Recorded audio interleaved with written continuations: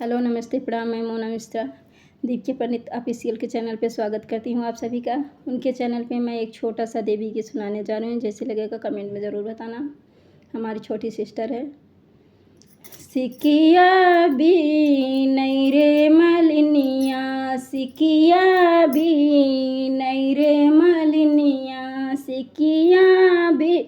नहीं हो मलिनिया, सिकिया ही बिनी बिनी का करबो मालिनी, सिकिया ही बिनी बिनी का करबो माल, डेलरी भी नब मोरी मैया, डेलरी भी नब मोरी मैया, सिकिया भी नहीं रे मलिनिया, सिकिया भी नहीं रे मलिनिया,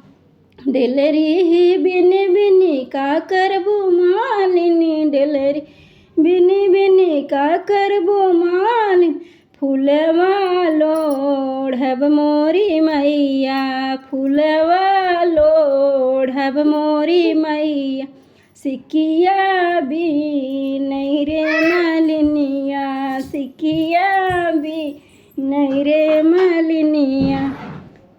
फूलवा ही लोड़ी लोड़ी का करबो मालिनी, फूल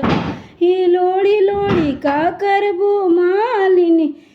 गजला गुछब मोरी मैया, गजला गुछब मोरी मैया, गजला गुछब मोरी मैया,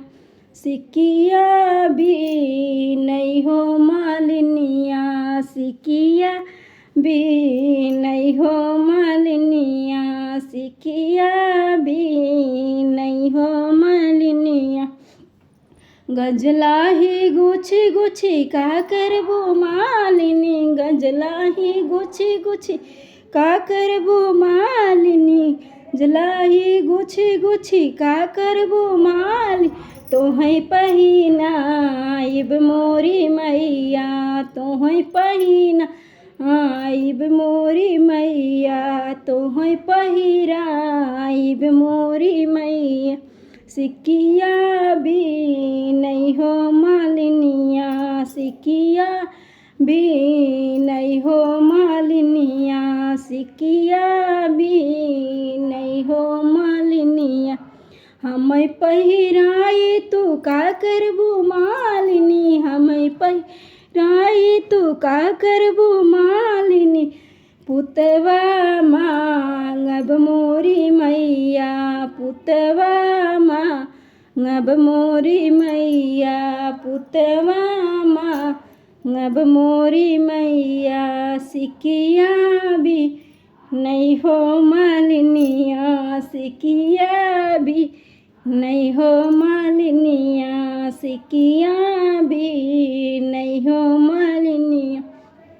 पुतवा ही मांगी मांगी का करबो मालिनी, पुत ही मांगी मांगी का करबो माल, बंस के हो बढ़ई हैं, बंस